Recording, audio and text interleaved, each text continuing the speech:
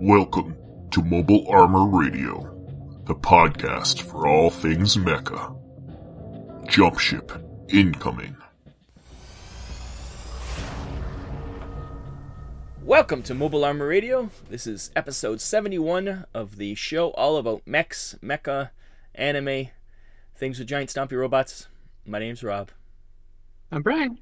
I'm Chopper. We're here to talk robots. And yes. And their kin. Yes. But yeah. Anything going on? Anything to talk about in the pre-show? I know Bryan wants to get out of it. There's not too much. I mean, it's just kind of that post-Adepticon lull. I know you guys have had a lot going on. We had intermediate stuff that have taken us away from Mecha. Yes. We can say we went to Lake Geneva and had a weekend of a nerd away. Yep. We had a nerd away. Closest we got to any kind of mech though was Cyberpunk, I guess, but there was no mechs in it. There's no mechs. We did toy with the idea of playing with some Alpha Strike.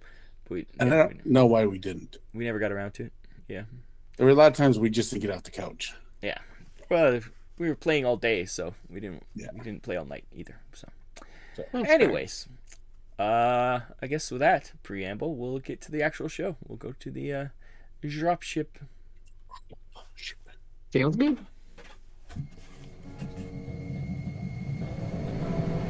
Dropship landing. Welcome to the Dropship. The Dropship is brought to you by John Bear Ross still. He's no longer doing his Patreon, but we want to support him still. All his past projects are still available on My Mini Factory. You just search for John Bear Ross, and the link will be in the show notes. And we thank him for being a loyal sponsor and friend of the show. He's and also still contributing mech designer. He hasn't. Did he just put one new one up? Yes, he just he put up. It's called the Cazador Terror Mech. I'll post pictures. Here's some pictures of it. It is pretty crazy. Crazy. Of course, my computer doesn't want to pull up pictures anymore. Oh, there it is. There's the Terror Mech in all its glory. You can see the big skull pauldron. Oh, but terror. Demon head and all spiked armor. He looks pretty cool. Yeah, he couldn't stay away. He said he did enough on his writing that he could splurge and treat himself to a design. So he created this monstrosity. It's pretty crazy. So yeah, thanks John Bear Ross. Yeah, I know he's a loyal listener too, so I'm glad he'll hear us. Yeah. But we'll see when he puts that out for release, where he puts it out and how. So find that out in the future. Yeah. Other than that, we'll start with. Well, I know Pat's done absolutely nothing. So let's just get me over with then. Yep. Yeah, I've done nothing. You bought the stuff from Adepticon? Didn't put any of that together? No, because Ignition Core. So literally, we had what is it called? 2 weeks. It was like a month or Little Wars. No, between Adepticon and when we went away, it was a month. Yeah. It was almost a full month, Pat. You had lots of time. I guess I didn't do it. But then, oh, you know what? No. Because what had happened is I was. You put together your gaming table. Yeah, I was reorganizing my basement in anticipation for the gaming table, which came during Adepticon. And then I put it together and was still reorganizing everything. So, do you want to explain your gaming table to people who don't know what it is? Yeah, so I put a picture up of it on somewhere. I forget where I put it up. It might be on my Facebook page. But it was a Kickstarter by Project Ironside. I forget what they called it. Oh no, it was Cloud something, and the table's Project Ironside. Basically, it's a 6x5 or 3x5 gaming table, which you can expand if you buy extra legs and arms. But it was designed in the what's the word I'm looking for? In the God, I can't help it. It was designed to be like easy to assemble, like IKEA furniture, basically. Yeah, but it's modular. Metal. Modular. But it was modular. It's made out of metal. It came flat packed, so it was nice and compact when it got to you. Foldable. And on all honesty, if you have the right, they give you an Allen wrench, which is crap. Just like IKEA, the Allen wrench comes with its crap. So I bought an extended ball Allen head wrench that wanted to ratchet, and I put the thing together literally in about 30 minutes by myself. It's really nice. It's all metal. It's got little cup holders that hang off the sides. Yes. Just went to the site. That does look like a really nice table. And the best part about it, it's only $399 or $400. It's about like you get those what are they called? The wormwood ones. I think it's wormwood, isn't it? Where they're like $6,000. This is only $4,000. I think even the cheapest 3x5 is around $2,000. So if you're looking for a game table, like this is a good alternative, and it's a good playing spaces. When Jack and Rob came over for our little nerd away, we played a ton of games on it. Nice, solid. It's comfortable. Yeah. It's not an ad, by the way. We just really like this. It's table. Not an ad. We're just talking, but that's where all my time went in the coming weeks was making sure everything was organized, so there was a nice gaming space around the table. I'll have to keep an eye on it. That does look like a really nice gaming table. It is a nice game table. And, I was like, knowing it's metal, you think it's going to be wobbly like metal tables are, but it wasn't. It was solid as a rock. So and you can get different mats. It comes with adjustable feet. Yeah. What'd you say? Different mats that you can put for the table. You can get different color mats on it too, or you could just get. You can fit any neoprene mat on it. That's a 3x5, but you can get 2 more of the shorter extenders, and then you can make it a 6x5 table. Yeah, so which eventually is what I'm going to do. So you can play actual full war games on it. Yeah, I got the 3. I think I went with the base set because I wasn't sure what to expect, and I didn't want to put a lot of money into it. It was good size for like certain games, but the moment we played it Star Trek Ascendancy, that thing took up so much space. We ran out of space quick. Yeah, but that's because we also had the player area itself is fairly large. Yeah. So we had to keep moving people's stuff. Yeah. So, but the good news is that you can get, or you can either make yourself, which I'm planning on doing, little additions that'll fit on the side because you can get cup holders and all these different things. I want to make like a little player shelf. Yeah, so you can put like boards. So you can put your stuff on there. Yeah. But it's a nice table, anyways. So at least you got that done. Yeah. So, but that's my goal now. Is now that all this is done, I don't have much to do till Gen Con. I don't have any play games on the table. Well, yeah, I don't have anything to do for Gen Con, painting wise. So I'm gonna try and knock out some other stuff. I did put together some Star Trek ships for Starfleet Commander. You found all your old metal ships that and they took a beating in a box, and it took a while to put together. You didn't put any foam or anything in that box. You just threw them in a box. I did.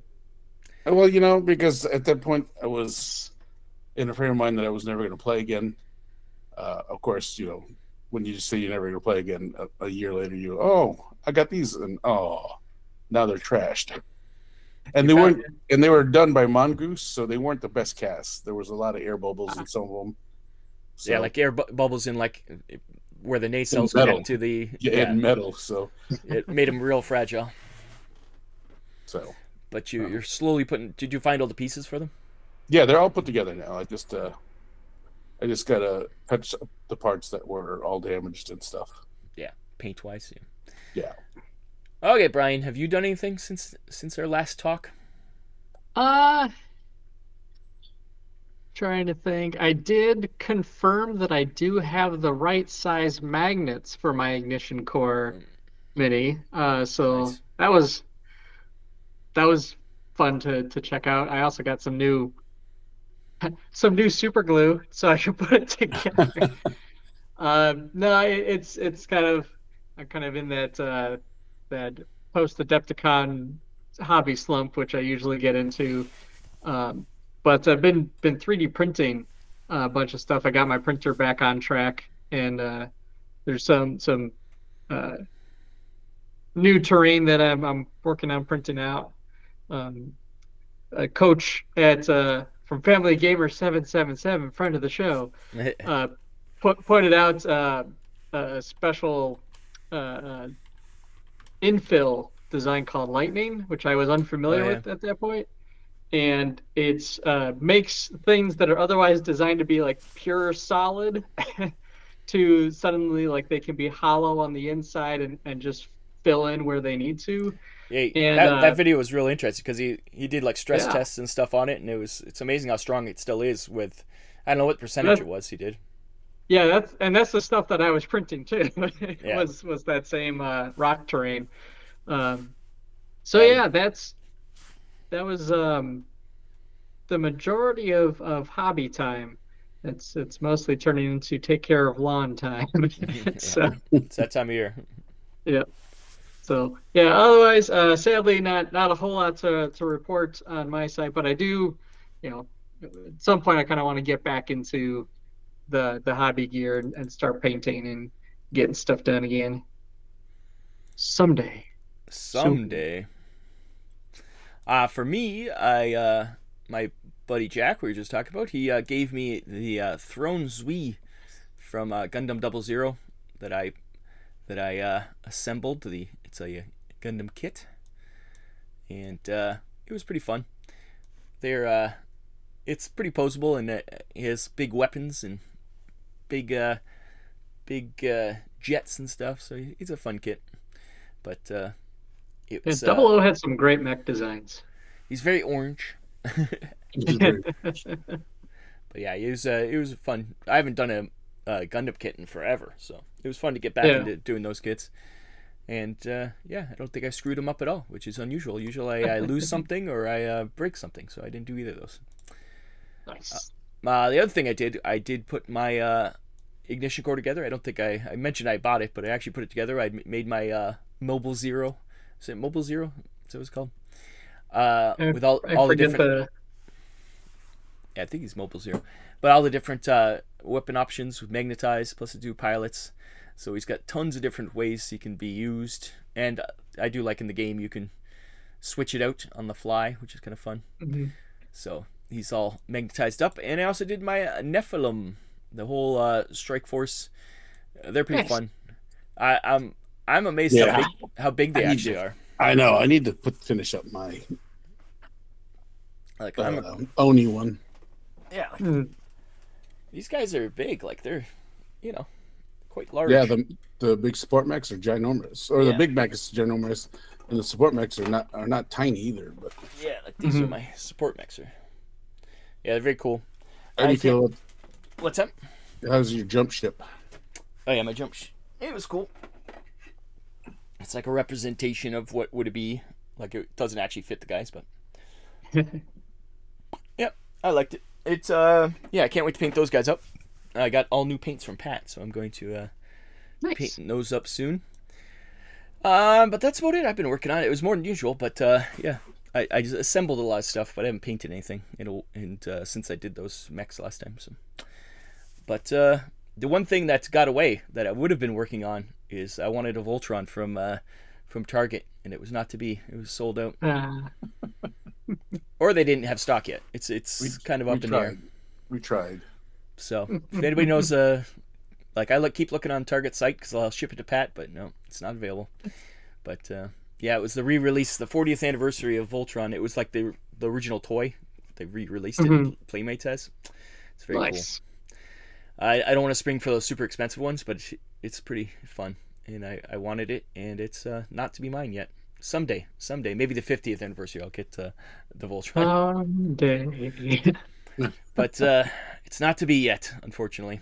I would have that was one of my dropship. I've been talking about my Voltron and showing him off and playing with him. Nope. Me too. I even left room in my luggage. It was not to be. Oh well. On that sad note, we can go on to ComStar. We have a bit more to talk about there. Message from ComStar. Welcome to ComStar. We're going to be talking a bunch of news for me. I might as well start with the news, so I'll just show everything off. First things first, I have a little audio-visual aid here.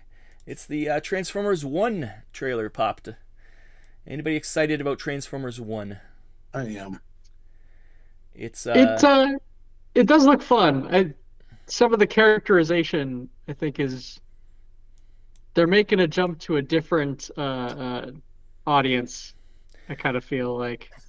And it's the line continuity, which is not the original one. It's the one where they changed a lot of the backstory. So that's the only thing I don't like. Like Orion Pax and Megatron, whatever his name was before he was Megatron, they were friends. They were buds. Yeah, they were miners.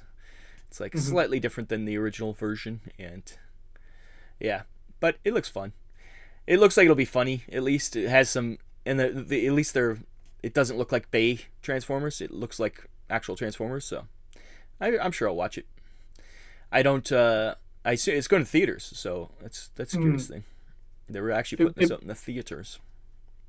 It kind of reminds me of like some of the Teenage Mutant Ninja Turtle stuff that has come out lately, like that style of character interaction and stuff like that. At least again for the trailer, which is not long, but I think you get the idea. You get the gist of it, yeah.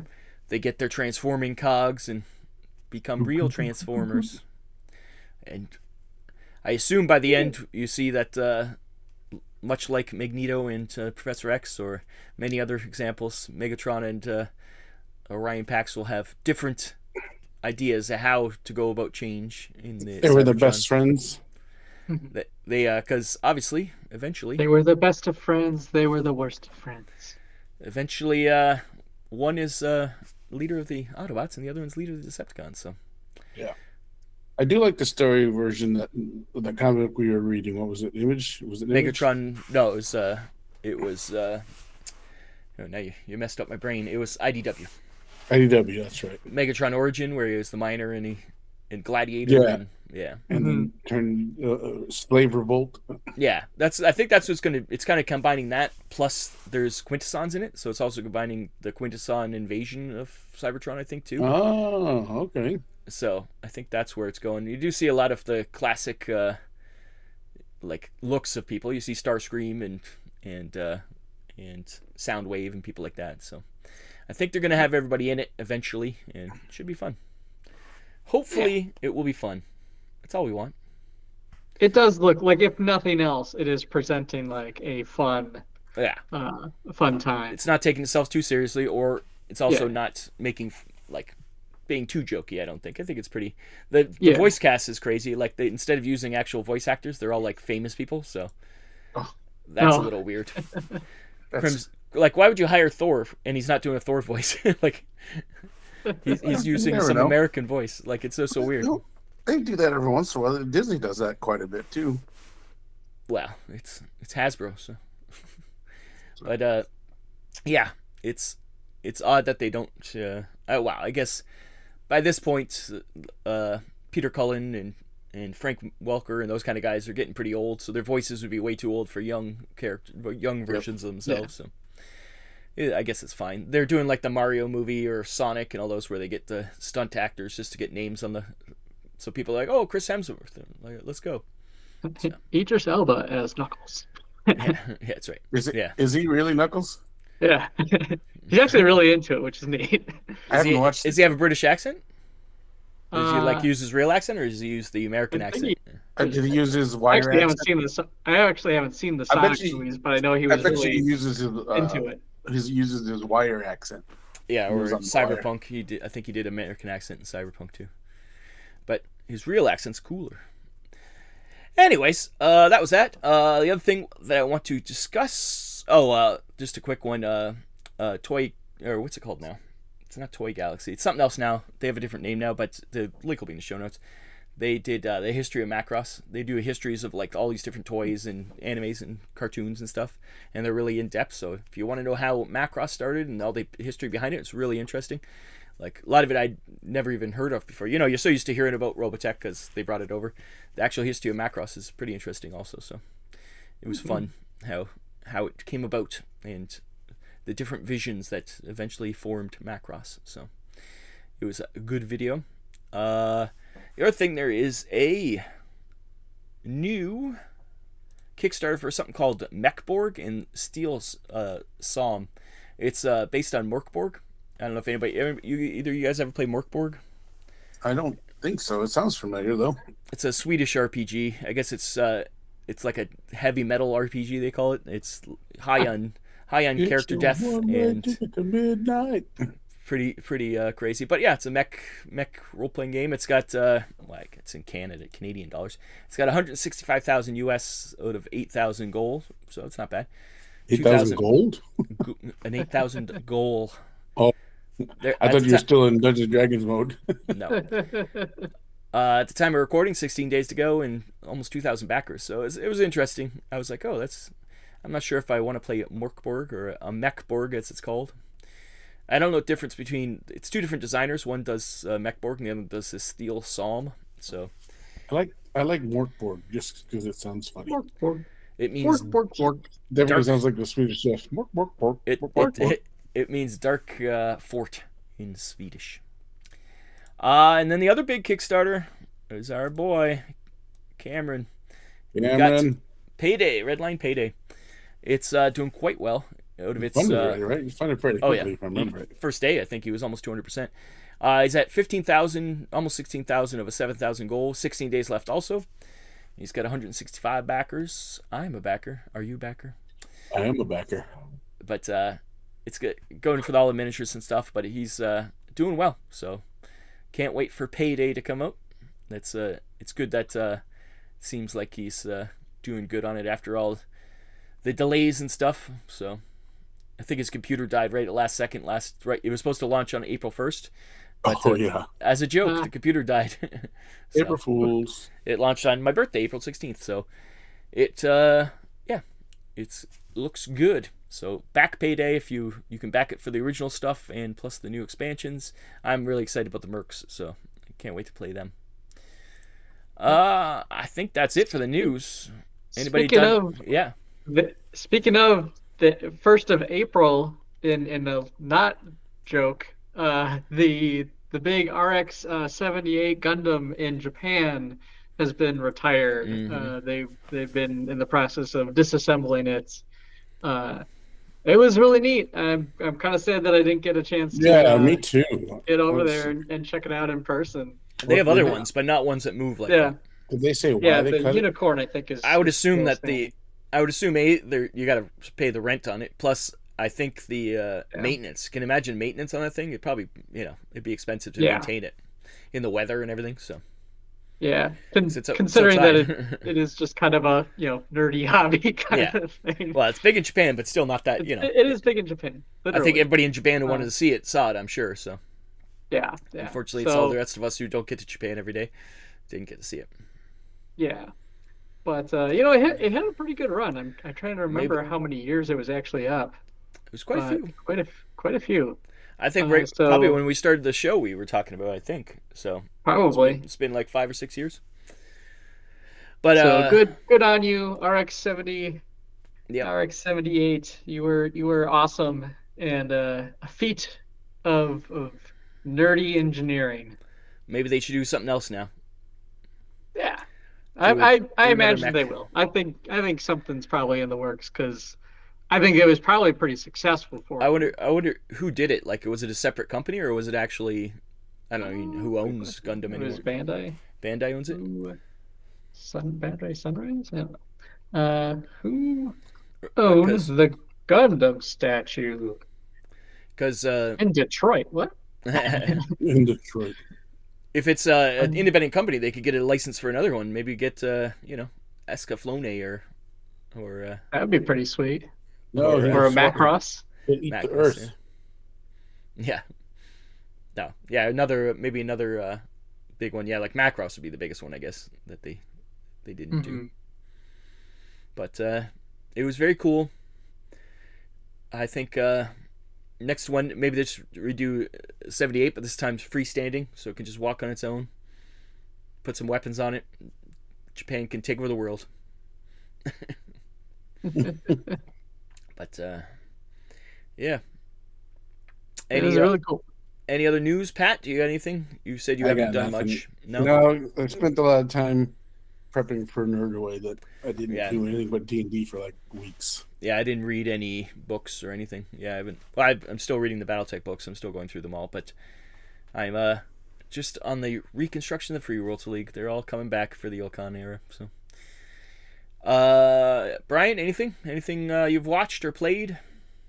Uh, you'll be happy to know I finally finished a game. I I finished up at least the main story for the Horizon Forbidden West, which did end on a big uh I won't spoil it too much, but like lots of big stompy giant robots fighting one another, Nice. and more to come. Like it definitely teased for a sequel, and I do hope they make it. It's a pretty fantastic little game franchise that kind of in a time of where everything was sequels, it like was its own thing, and uh, it's continued to evolve that story in a really neat way. So because it like all takes place kind of on the West Coast, so like you're in the San Francisco area and whatnot with all your giant robot dinosaurs. So what's not to love? So, but yeah, I finished that off, and then I've also started reading, and I can't confirm if this has giant mechs in it, but I know it takes place in space. I've started reading The Sword and the Cipher by Riley O'Connor, and which is published by ZMOC Books, which is part of the brand from the Winged Hussar publishing guys. So I was able to pick up a copy at Adepticon and actually got it signed by Riley. Nice. Which was really neat, meeting up with him. And but it takes place kind of in a sci-fi. Looks like there's an element of intergalactic space trade and all sorts of stuff like that. Starts off pretty strongly, where our main character's like home fleet has been like decimated by some attack by a faction. So yeah, I'm pretty excited to dive into it. I think there was like hints of that it was tied at one point potentially to like a Beyond Antares line, but I think when that line died, they just separated it out. Yeah, I think so. Most That of said, that line's being incorporated into Dead Zone now, so yeah, so so it's pretty neat. I'm really into it and digging it. So excited to check that out more. cool. Look forward to hearing a full report. Yes, in several months. Yeah, It takes me a long time to read. savor that story. I did forget about another trailer of this Atlas with God, what's her name? The who's the actress? Pat, you watched the trailer?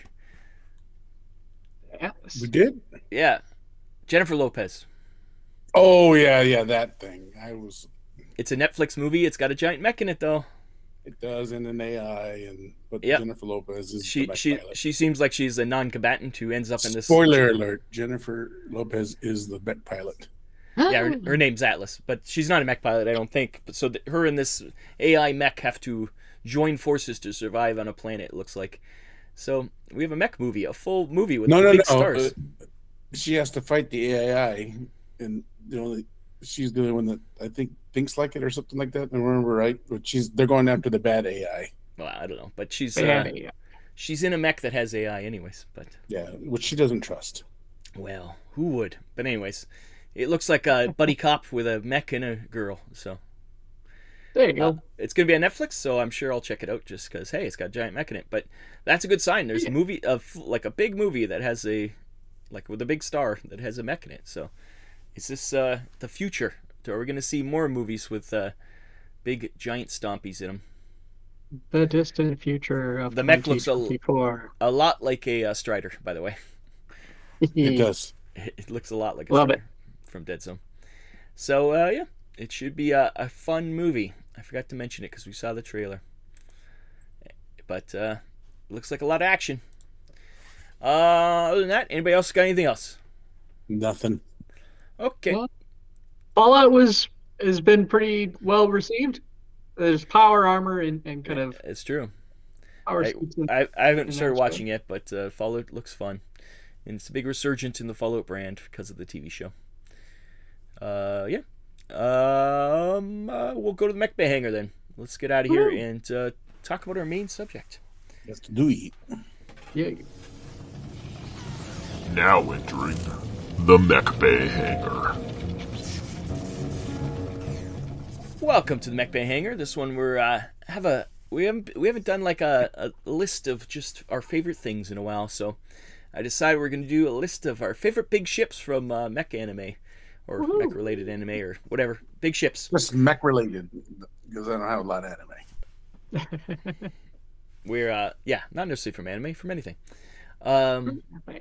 From media, from mech media. But we do like big ships and we cannot lie. See? Your brothers can't deny. I knew Pat would finish it. Bryan, you go first. What is your first ship that you like to ship?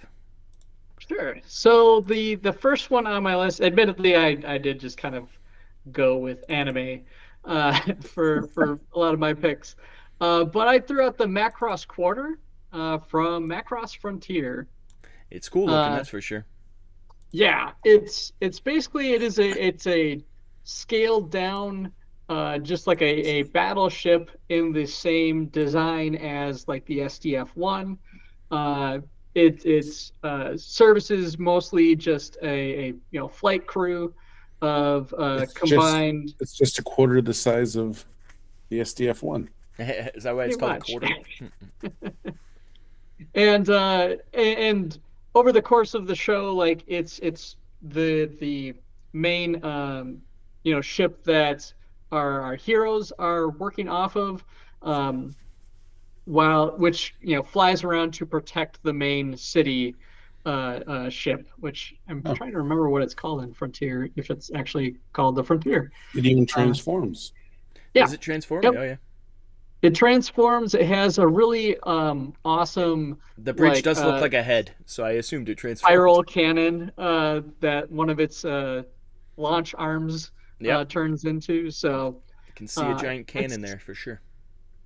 It's a really fun one, and the crew itself is also a great collection of characters.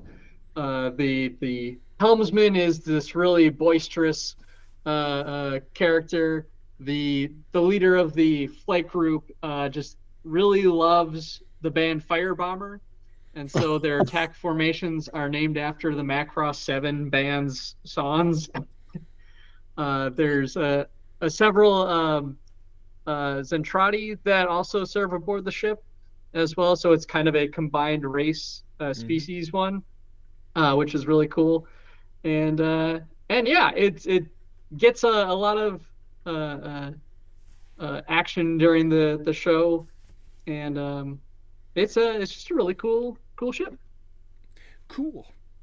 Yeah. Pat, what is your first ship? My first ship is going to be in no particular order, I guess. I'm just going to go in the order that I sent them to you. And the first one will be the Excalibur Dropship.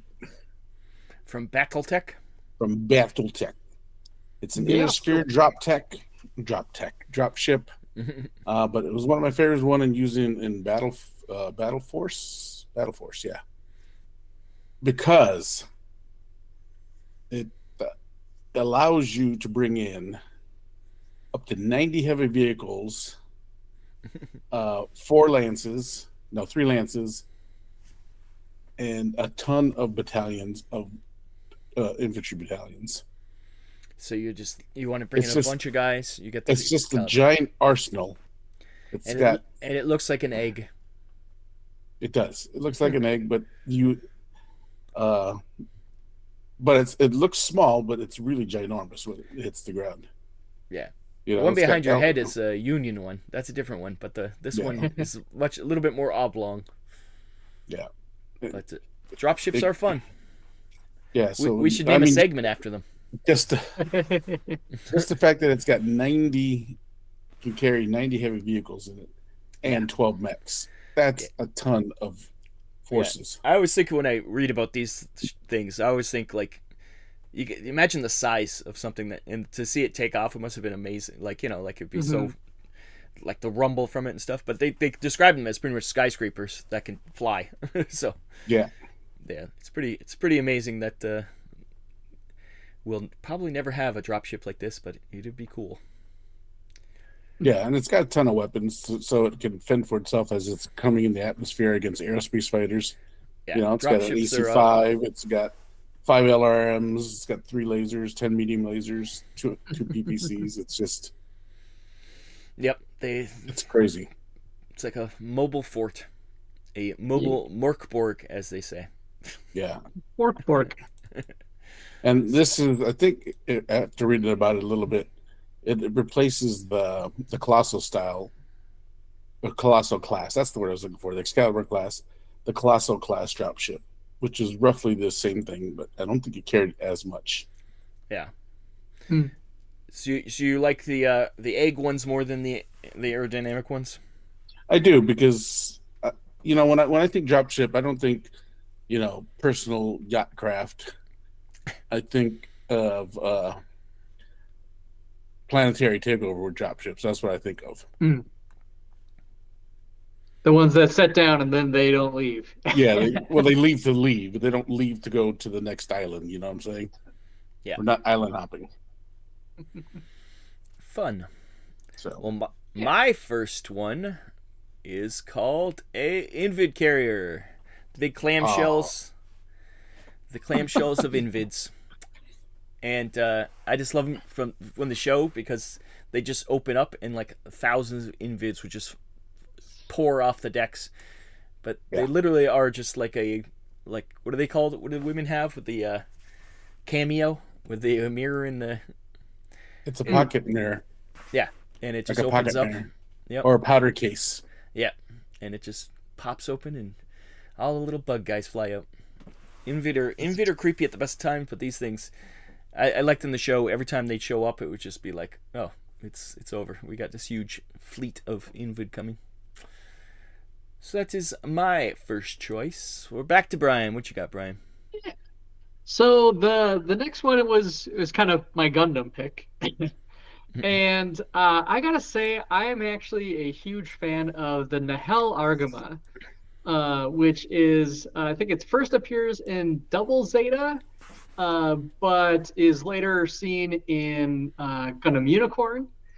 And it's just a really like fascinating design to me, and really captures kind of like the evolution of the aesthetics of the show, where, you know, it kind of starts off as like, you know, toys that you can use, and then they start like it goes into like the really nerdy things that Gundam does well, which is like, well, in space, you know, your axis doesn't make much difference with, you know, weightlessness and gravity. So we have you know, mobile suit decks on every like side of this thing. There's 3 off the top, there's 2 off the bottom, and there's 1 off the back. Like, and so it does just that idea of like that you could launch from both doesn't matter sides, and you know, a nice set of armaments to you know, with the, you know, they always got the big hyper particle cannons and all sorts of beam weaponry and whatnot. It takes a pounding throughout you know, its service, and but I really dig it as a ship. I think it looks really cool, where it still has that kind of classic color scheme that you see like from the Pegasus class, or the white base, of white base, and it does look like a souped up version of white base. It's just like, white base has 2. Okay, we're gonna put 4 things sticking out of it. And the captain, at least in Unicorn, Otto Metis, he was a fascinating character as well, and the whole crew was a great cast of characters. They're kind of off and on in the story for Unicorn, where sometimes they're actually kind of antagonists to our hero, and then, you know, later kind of they help rally the folks on it, and so it just kind of serves that really great space of that series being kind of this big flagship for the Londo Bell forces. Yeah, it's very cool looking. Classic Gundam. Pat, I have a feeling I know what your number 2 is. Yeah. Well, you took the Invid Carrier. I went with the Invid Super Carrier because I thought the Invid Super Carrier looked cooler than the regular carriers. So the Invid Super Carrier is a large starship, looks like a giant spider with many eyes, and it was the flagship used by the Invid Regent, and kind of hung around Opter where the Invids were come from, and came out of hiding to ambush the REF, and basically was destroyed when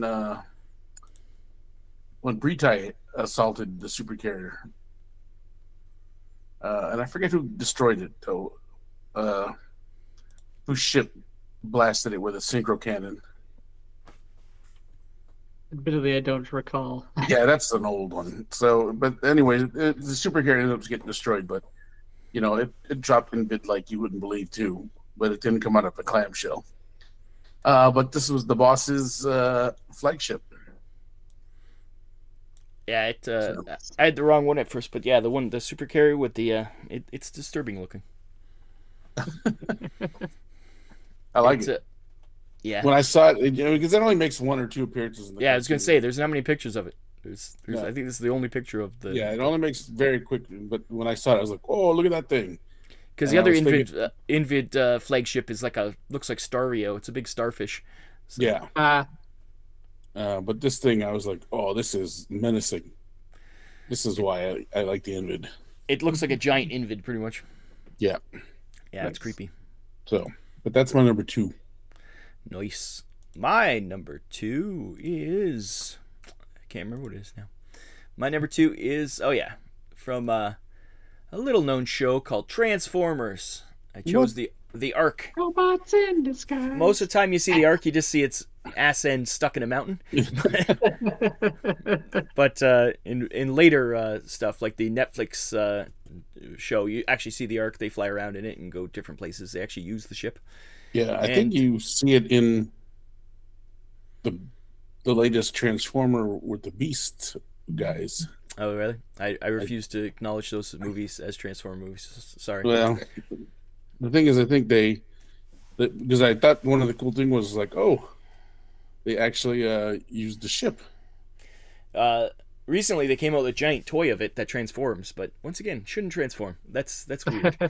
But yeah, I just love the Ark because, hey, that's where Teletran 1 lives. That's where the computer Teletran 1 that creates all the Transformers being able to transform. And Sam Witwicky has unfettered access. Well, yeah, they just kind of show up at the place. In the new comic, it's there too. I think spoilers, but in the recent comic, I think it gets blown up. So we'll see where that goes.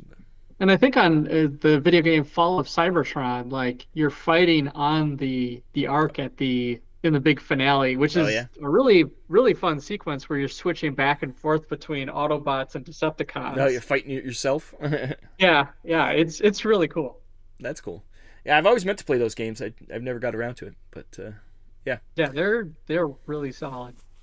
So the Ark has been around, and I just love the good old yellowish orange golden color, and it's a funny little ship because it's just, you know, you wouldn't think you see like the Nemesis or whatever the other ship the Decepticons come in that's real menacing, and this thing's just a little like half circle. It's just a wedge. It's just a wedge. It becomes the Autobot grave in the movie. Well, it's a movie. Anyways, the Ark. It's a movie. The Transformer movie. Live action? No, the cartoon. Oh, the cartoons. Bryan, you're number 1. So I didn't necessarily have an order to mine, but I did want to go with one that's slightly a little different, and that is the Crusade levy ship from Visions of Escaflowne. And the thing I love about the Escaflowne series in general is the way it has a weird balance that it strikes between magic and like steampunk, and it just blends the two in this really fascinating way. And so what you have here is essentially it's an airship that's powered by these kind of dual gravity stones that they can like increase or decrease power to, and then they have just like literal sails to kind of help them steer. Looks like a kite. Yeah, what it looks like is a dragon. That's, if you look at the silhouette, it looks like a flying dragon. So. Yeah. And so it's essentially piloted with a big old wooden steering wheel like you'd see on a sailing ship. But it does have like a hangar and we'll call it a flight deck for the Guymelefs, the giant mechs of the series, that can literally like walk out on that thing and jump off to deploy. And they have like just big old harpoon anchors if they need to like lock into a place. There's a lot of really exciting times in the series where this ship kind of comes into to feature as like a really dynamic elements in their forces. It's owned by the character Alan Shazar. It's kind of his ship, and so he assists our main character Vaughn and Hitomi. I shouldn't say main characters, like they're a pair, I guess. Hitomi's technically the main the main character of the series. But yeah, so it's kind of that fun thing, like if you think about it in terms of like Gundam Wing, which is another show that was right on the same time. A very similar thing to like the Maximilian Pegasus is the voice actor for did I say Maximilian Pegasus? The same guy voiced Alan Shazar that voiced Zex Marquise, and they're very similar in a lot of ways. But like it just hits on all the right beats. That feels right at home in this franchise of giant mech robots that use magic and steam, essentially. And so I really love that ship. It's so cool. It's also, I was looking at it, it looks very similar to the ship from Final Fantasy VII. Like, so, and Escaflowne came out quite a bit before it, so obviously that was a kind of a homage to it, because or influence. Yeah. The two propellers on the back, and that ship it loses its wing or its sails kind of early on, then you get the faster version. Like it's similar look, which I thought was funny. Cool. Yeah, Escaflowne is such a cool series. Yeah, unique too. Like I still can't believe nobody's really done any more fantasy mech shows. Like that's it. Shoji Kawamori, he knows his stuff. Yeah. Okay, Pat. Your last pick. My last one in the genre of anime. My other one that I remember quite vividly is the Capsule Carrier from Gundam Seed. Yes, the big drop ships. Yep. And what I liked about it carried all the pods on the bottom. Yep. And then it would drop the pods, and each pod could hold 3 MSs. And if I remember right, they were mostly DOMs that usually came up flying out of this. But I could be wrong. It's been a while since I watched Seed. But it's a good looking ship. It also probably fits was that. DOMs. Yeah, I think it was DOMs. Yeah, it's definitely that color scheme. Yeah, and it definitely fits that crab / scorpion / arachnid look with the little 3 legs on the side. Even though arachnids have 8. Yeah, it's a pretty cool ship, and classic. I like how once again, it's I always mean, it interesting. carries. I mean, each capsule carries four mobile suits, and it looked like there's about what 4 or 5, like 5 in each capsule, or each capsule in each pod. Yeah, as I was saying, it's interesting how all these different ships, how they release their mechs from the ships. Like, it's some of them launch them off. This one just literally drops them at the bottom, and yeah, it's like you get the other one where they have a deck that they walk out on. But Yeah. it's always interesting how all the different ways that the creators have decided how the ships get launched. But descent capsule says it all because they're going to descend. Yep. Cool. And for my last trick, I'm going to do the classic, which nobody mentioned. I'm amazed. The SDF-1. Technically, I mentioned it. Well, you mentioned it, but nobody chose it, and it's the granddaddy of them all. I figured someone was going to take it. That's why I did not. That's why Rob got all of our answers first, so that he could. Oh, no, I already have mine Pick the chosen. ones. But because this is a classic, and when it first transforms, you're like, I remember as a kid, I was like, what the, and yeah, such a cool thing with the battleships as the arms, where it just kind of gets stuck on. I always loved that design a bit more than there's the Do You Remember Love redesign, which swaps the arms out for like the space carriers. Yeah. That they use, but I always loved the classic, different style aircraft carriers that they had as ships in the bay. Yep, and then eventually it sits on, crashes down, but it is a beauty of a ship, and SDF-3 doesn't have quite the feel. It's the SDF-1 is still the best of the SDFs. It is. It's the OG. Yep. There's no denying it. There ain't no denying really, it did more than just like be a ship, right? Because it's one thing to just be a ship that transforms, but then it had things like the dataless maneuver where it punches in and a whole bunch of rockets. That was cool. It really played with the design that they had at hand. It wasn't just, we have a transforming ship that's a giant robot and it has a big cannon. How cool! Yeah. Like, no, like they really went to town. They went with it, yeah. Plus, it had a whole city inside, so you gotta keep those people safe. I love when it transforms too, and all the things are moving and people are getting crushed everywhere. Yeah.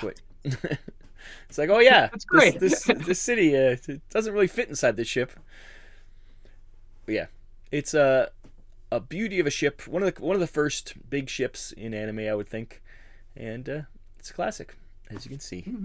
There it is. But yeah, well, that was our big ship countdown. If you have your own big ship you'd like to shout out that we didn't mention, there's tons of them.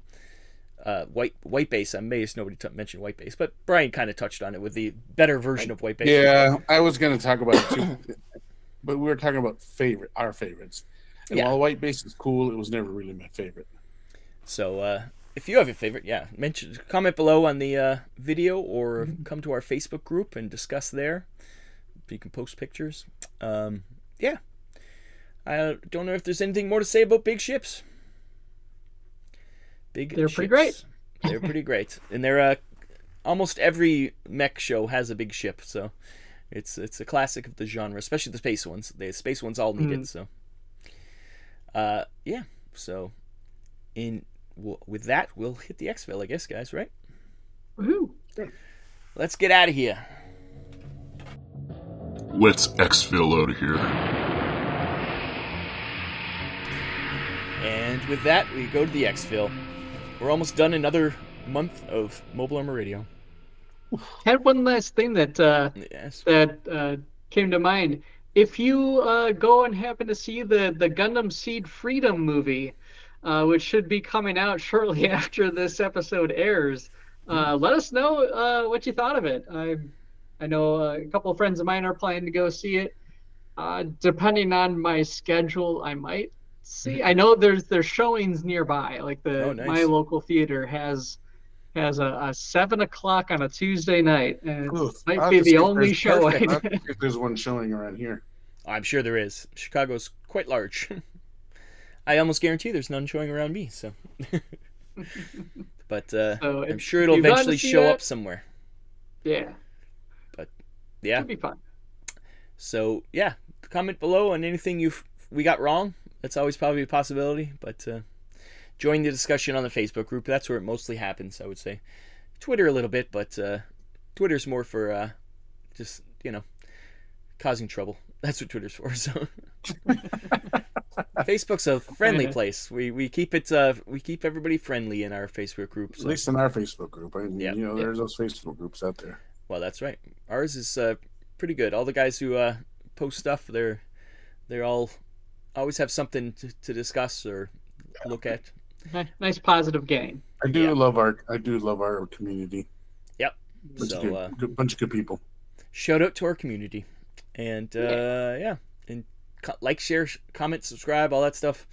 And until next month, I've been Rob. I've been Bryan. And I'm a chopper. We'll be back to have more mech-related stuff in the heat of summer. In the heat is on. You gonna sing us out, Pat? No. No. So sad. Mainly Bye-bye. because I don't remember the rest of the lyrics. Yeah. That's good. Bye. Say goodbye. Bye. This has been Mobile Armor Radio. Join our Facebook group by searching for Mobile Armor Radio. Find us on Twitter at @MArmorRadio. Join us on the first of every month for more mecha discussion.